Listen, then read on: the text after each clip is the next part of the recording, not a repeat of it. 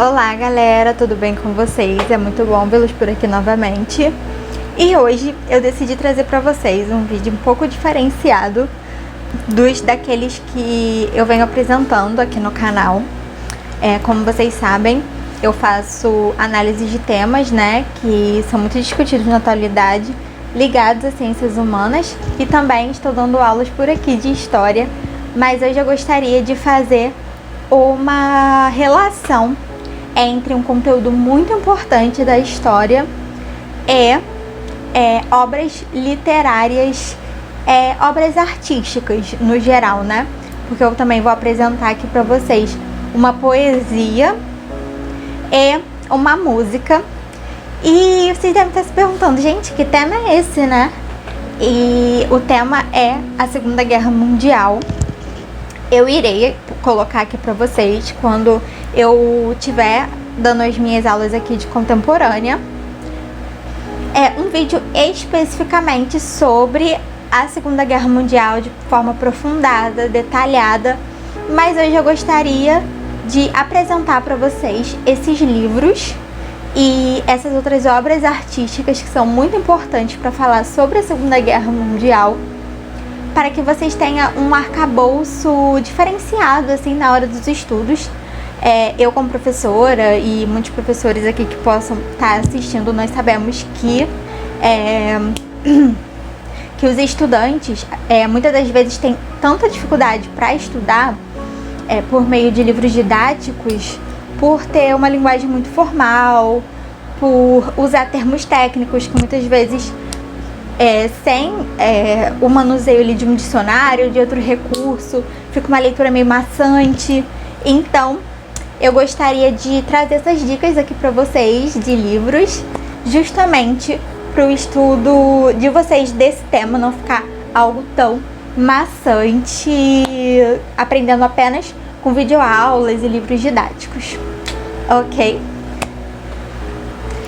E, gente, eu quando elaboro os meus planos de aula, eu coloco esses livros e falo sobre esses livros. E eu estou lendo um que eu não havia lido, que é muito interessante, o que me deu a ideia de fazer esse vídeo, que é o livro O Buraco da Agulha, do Ken Follett, que é este aqui, que eu estou lendo no Kindle. Ele também tem uma espécie de continuação, que é um outro livro, que eu também adquiri aqui pelo Kindle, que eu vou mostrar pra vocês, do mesmo autor, inclusive. Ele já tem uma longa trajetória em escrever livros sobre essa temática. Inclusive, esse livro ele foi escrito no final dos anos 70, mas até os dias de hoje eles são muito requisitados devido à importância, né, desse tema e do tamanho da pesquisa que esse autor realizou também. Enfim, depois eu vou achar aqui e aí eu mostro aqui pra vocês. Vou deixar uma fotinha dele aqui para que vocês vejam a capa e procurem se tiver interesse, né? Bom, gente, como eu não tenho todos os livros aqui em mãos, ou porque eu li de biblioteca e tive que devolver, ou porque eu dou os meus livros, né? Aqueles livros que eu já fiz resumo para aula, o que eu não vou ler mais, eu vou e me desfaço, justamente para que outras pessoas também consigam, né, ter acesso a esses livros. Ou porque no Kindle, né, às vezes eu pego pelo Kindle Ilimitado, às vezes eu devolvo o livro para adquirir outros, enfim. Mas eu vou deixar aqui em algum canto para vocês a foto da capa, para vocês reconhecerem o livro quando eu falar sobre, tudo bem? Então, gente, falando primeiramente desse livro, né, O Buraco da Agulha, eu ainda não estou nem na metade do livro, mas as primeiras impressões que eu tenho é que é um livro muito interessante. Ele conta sobre 3 histórias diferentes. Uma de um alemão que está infiltrado na Inglaterra como um espião. A outra história é sobre um pesquisador da área da história da arte, que também trabalhou como espião, e ele precisa retornar a esse serviço justamente porque eles estão no esquema de disfarçar os seus espiões para que consigam informações aí dos grupos nazistas que estão infiltrados na Inglaterra.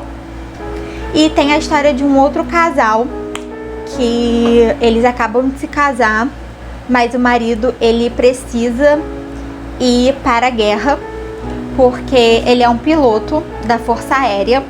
E aí conta toda a história ali dessa trama, né, de como a esposa reage a essa separação logo no início do casamento, enfim. E é um livro que eu tô achando bem interessante, bem elaborado, assim. Ele é um romance histórico bem completinho, assim, é o que eu vejo até agora. Mas, dando dicas de outros livros, eu gostaria também de deixar para vocês aqui a indicação do Isto é um Homem, do Primo Levi, que é um livro extremamente interessante. É um livro que tem uma pegada autobiográfica, né? Porque conta a história dele mesmo, mas como se fosse um outro personagem, e tudo que esse personagem passa ali no campo de concentração. E aí tem todos os detalhes ali de como ele se sente, das agruras que eles passam ali, de tortura, de privação, como era visualizar ali aquele campo, né?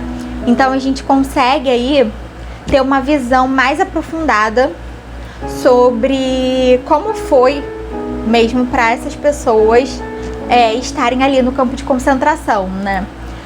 A questão ali da privação de alimentos, eles não tinham como ter higiene, eles ficavam muito doentes e era muito difícil ter algum tipo de atendimento. As roupas, os sapatos eram o pior possível. Enfim, e todos esses detalhes também dos trabalhos forçados que eles eram obrigados ali a concluírem.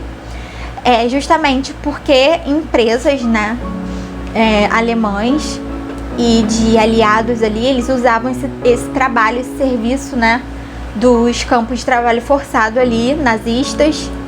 Então, eram trabalhos bem pesados. O livro narra várias situações que faz com que a gente tenha um olhar mais sensibilizado mesmo para esse tema. Isso que eu achei tão legal.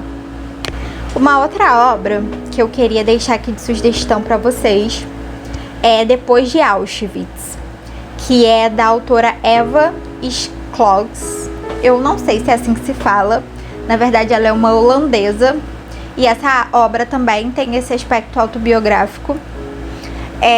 Ela conta como a personagem holandesa também, ela vai, por ser judia, né, por campo de concentração ali no leste europeu.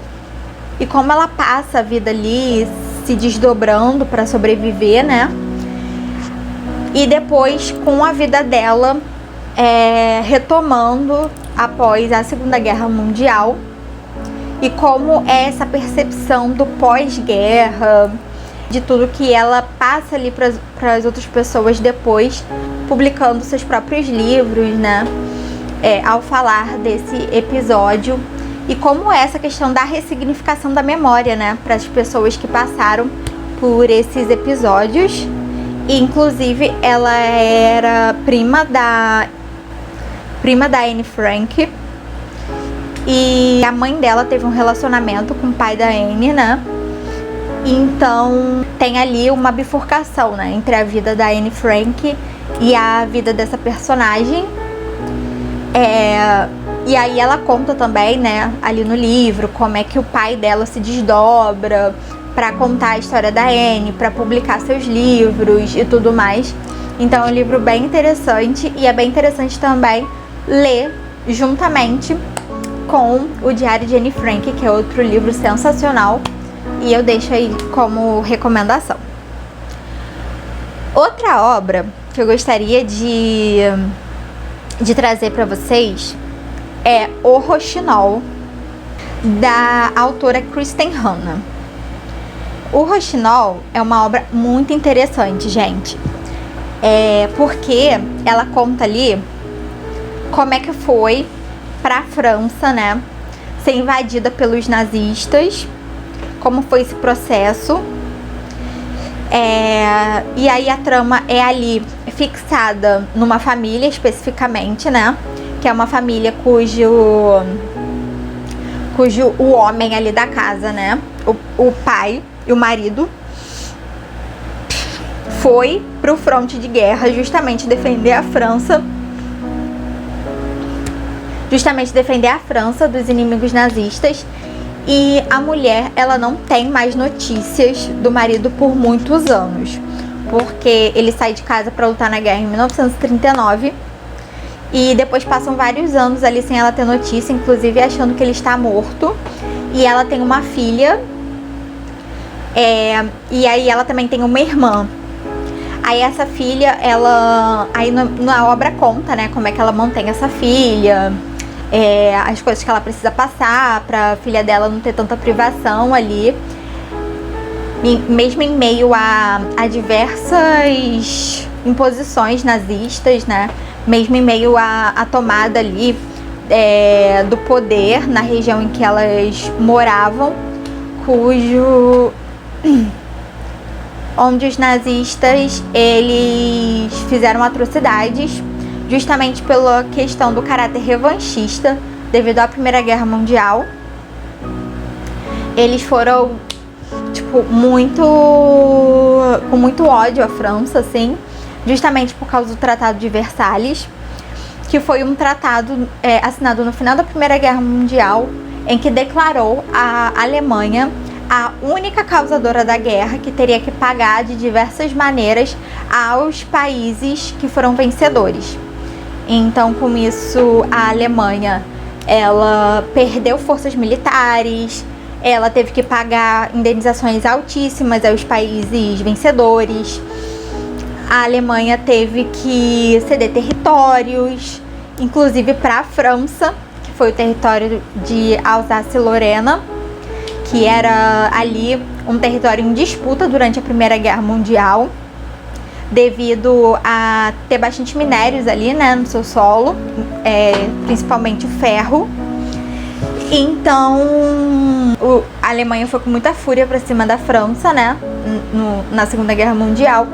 E ali conta todo esse cenário e conta também como a irmã dessa protagonista, ela se alia à resistência francesa contra os nazistas, e ela corre ali diversos riscos, diversos perigos de morte, enfim. E ela conta também como os nazistas, né, eles invadiam a casa das pessoas e muitas das vezes moravam ali, fazia a própria pessoa ali de empregada, de escravo, visado, enfim, dono da casa, né, o dono da casa, e como era essa situação. Então eu acho um livro muito interessante, muito completinho, assim, com relação a essa questão da dominação alemã na França, né, durante esse momento aí da guerra. Então eu super recomendo. E eu gostaria de falar só sobre mais um livro, antes de falar um pouquinho sobre uma música especial, que eu tenho certeza que vocês conhecem, e também uma poesia. Bom, e esse livro é A Biblioteca dos Livros Queimados, da Brianna Labuski. Eu acho que é assim que se fala o nome dela, tá, gente? Se tiver cometido algum erro aí de pronúncia, podem me corrigir, não tem problema nenhum. E esse livro, A Biblioteca dos Livros Queimados, é, assim, muito interessante. Ele é ambientado também na Segunda Guerra Mundial. E ele conta justamente a história ali de 3 mulheres, né, em tempos um pouco diferenciados. Uma estando nos Estados Unidos, uma estando na França, né, depois na Inglaterra, e outra na Alemanha, que também depois sai do país. E ali conta a história dessas 3 mulheres, sendo uma, no início ali da Segunda Guerra Mundial, uma apoiadora do nazismo, né, que inclusive ela é patrocinada, sua escrita é patrocinada pelo Terceiro Reich. E depois como ela foi percebendo, né, as atrocidades aí do regime nazista e voltando atrás ali em sua decisão. E ela conta sobre a queima de livros que ocorreu em vários lugares da Europa em 1933. E também em anos seguintes, né, quando o nazismo chegou ao poder, porque foram banidos diversos livros, principalmente livros escritos por judeus, livros escritos por liberais, por social-democratas, por socialistas, por várias pessoas aí importantes. Se a obra de alguma forma ela pudesse levantar alguma ideia contra o regime nazista, ela era proibida. E então essas obras eram queimadas, não eram mais vendidas em livrarias, não se tinha mais em bibliotecas. Então só algumas pessoas que já tinham antes mesmo o caráter privado às vezes liam esses livros. Mas de forma bem na encolha, assim, né, digamos assim, para que os nazistas não descobrissem que a pessoa estava ali consumindo esse livro. E quando se tinha alguma batida em casa, alguma visita em casa dos nazistas, esses livros eram escondidos, guardados, para que não tivesse nenhum problema, né? Porque até mesmo eles podiam alegar que a pessoa tinha alguma relação com a resistência e isso poderia causar problemas, então as pessoas preferiam se resguardar desse tipo de situação. Então eu acho essa temática muito interessante, ambientada na Segunda Guerra, e eu espero que vocês gostem, se vocês tiverem vontade de ler, tá bom? E uma outra coisa que eu gostaria de destacar aqui é a questão da música Bella Ciao. Bella Ciao é uma música que foi composta e cantada pela banda Bassotti, que foi uma banda composta de operários socialistas ali na periferia romana, e eles tinham essa temática, né, contra o fascismo em suas músicas. E essa música Bella Ciao, ela justamente fala sobre a questão de entrar para a resistência antifascista e sobre essa ser a única opção para que a pessoa exista, para que a pessoa daria até a própria vida, chegaria à morte através da resistência, mas iria lutar de alguma forma. É isso que fala a música, né? Essa música ela ficou muito conhecida por causa da série La Casa de Papel. E é legal, né, essa interligação, porque justamente a série La Casa de Papel, ela tem essa temática, pelo menos no início, né, de você lutar contra o sistema, de você lutar contra um sistema ali que tá te oprimindo, você reverter isso, e até por causa dessa temática mesmo, né, que esse grupo, ele tem até apoio popular, né, e tal, na série. E é muito bacana essa interligação dessas temáticas, e eu gostei muito. Então, toda vez que vocês ouvirem essa música, lembrem também da Segunda Guerra Mundial, desse período aí de regimes autoritários, e lembra que foi uma música escrita com teor antifascista, de um grupo de resistência justamente contra esse regime algoz. E aí, gente, para finalizar esse vídeo, eu gostaria de falar sobre uma obra poética aí de Carlos Drummond de Andrade, que está contida dentro do livro A Rosa do Povo, que é Stalingrado. E um fato muito interessante é que essa banda italiana que eu acabei de citar, que escreveu, cantou Bella Ciao, ela transformou numa música esses escritos do Carlos Drummond de Andrade.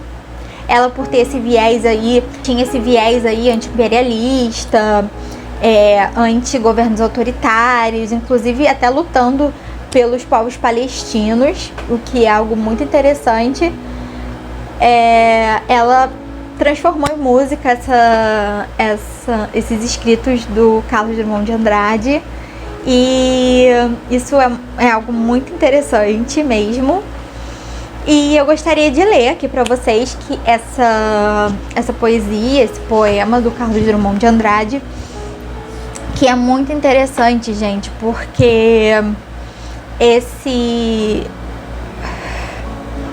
escritos, né, denominados de Stalingrado, foi justamente por Stalingrado ter sido a cidade em que a União Soviética conseguiu retomar ali o domínio contra os invasores nazistas durante a Segunda Guerra Mundial. Isso porque, apesar de Stalin e Hitler terem assinado um acordo, até mesmo antes da guerra começar, de não invasão, prometendo não invadir um o território do outro, isso não foi cumprido pelos nazistas. E eles invadiram a União Soviética e deixaram diversos mortos.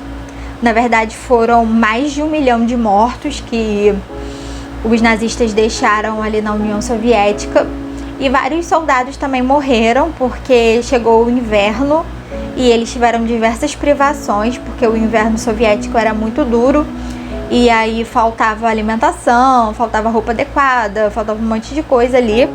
E esses soldados, muitos também morreram. E em 1943, né, a cidade de Stalingrado resistiu a tal ponto que conseguiu expulsar de seu território os nazistas. E aí nisso o exército soviético foi atrás desses nazistas até a Europa, que foi quando em 1945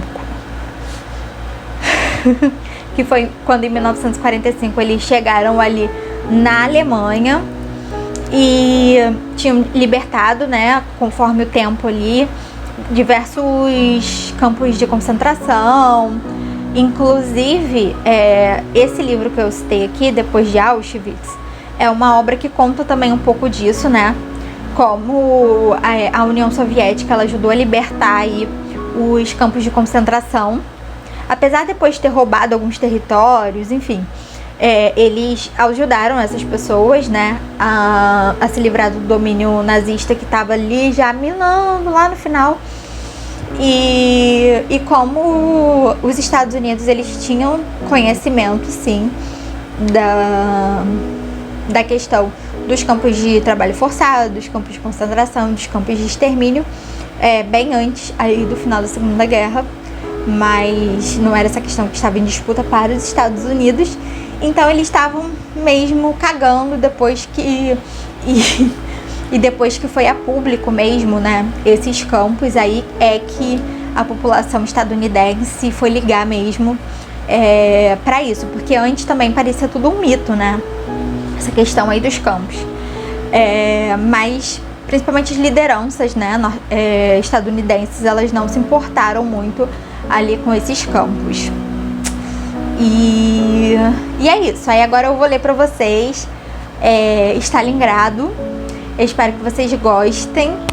E leiam A Rosa do Povo, gente, que é um livro essencial, assim, pra quem gosta de poema, de poesia, de obras do Carlos Drummond de Andrade. Eu adoro esse livro.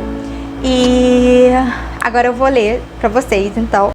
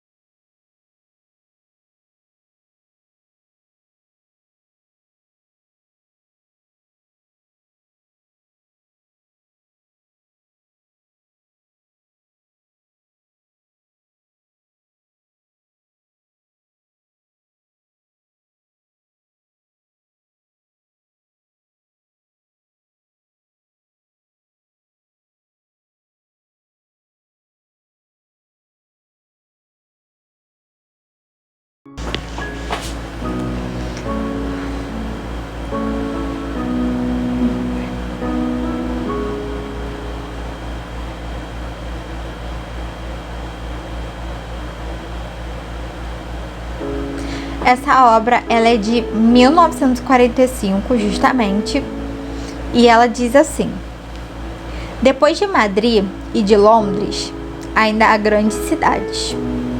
O mundo não acabou, pois que entre as ruínas outros homens surgem, a face negra de pó e de pólvora, e o hálito selvagem da liberdade. Dilata os seus peitos, Stalingrado.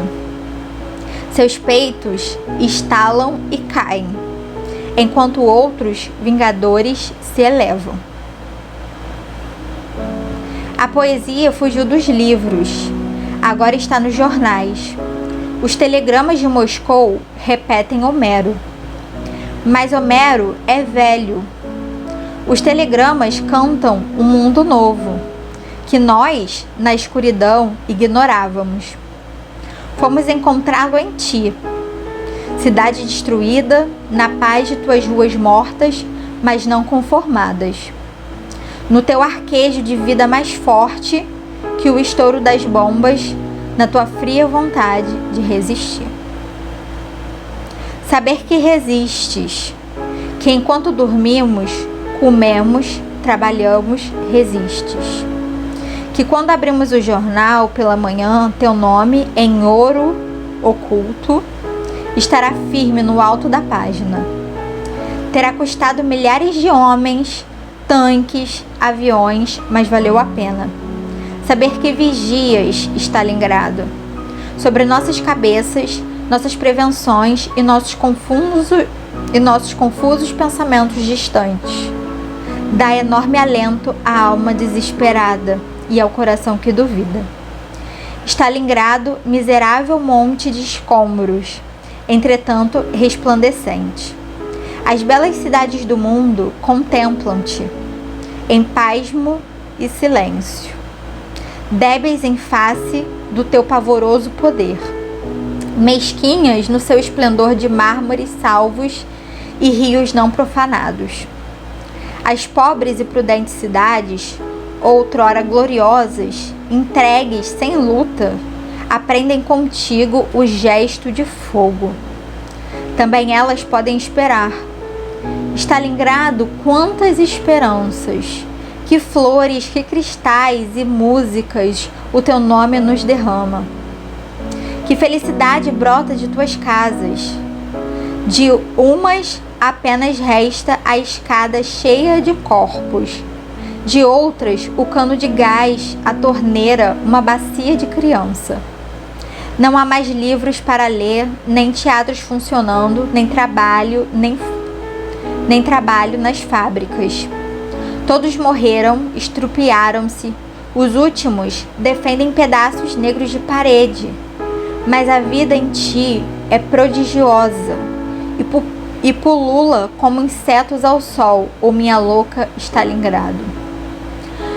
A tamanha distância procuro, indago, cheiro destroços sangrentos, apalpo as formas desmanteladas de teu corpo. Caminho solitariamente em tuas ruas, onde há mãos soltas e relógios partidos. Sinto-te como uma criatura humana. E que és tu, Stalingrado, senão isto? Uma criatura que não quer morrer e combate. Contra milhões de braços e engenhos mecânicos, a criatura combate. Contra o frio, a fome, a noite, contra a morte, a criatura combate e vence. As cidades podem vencer, Stalingrado. Penso na vitória das cidades, que por enquanto é apenas uma fumaça subindo do Volga. Penso no colar de cidades que se amarão e se defenderão contra tudo. Em teu chão calcinado, onde apodrecem cadáveres, a grande cidade de amanhã erguerá a sua ordem. É isso, galera. Espero que tenham gostado desse vídeo. E a gente se vê na próxima e nos demais vídeos de história e de outras temáticas. E se gostaram de vídeos assim, galera, sobre livros, envolvendo as temáticas de história, por favor, curtam, compartilhem e comentem aqui embaixo para que eu saiba que vocês gostaram desse vídeo e que eu possa trazer outros parecidos para vocês, que vocês vão comprar ideia. Então eu vejo vocês no próximo. Um beijo!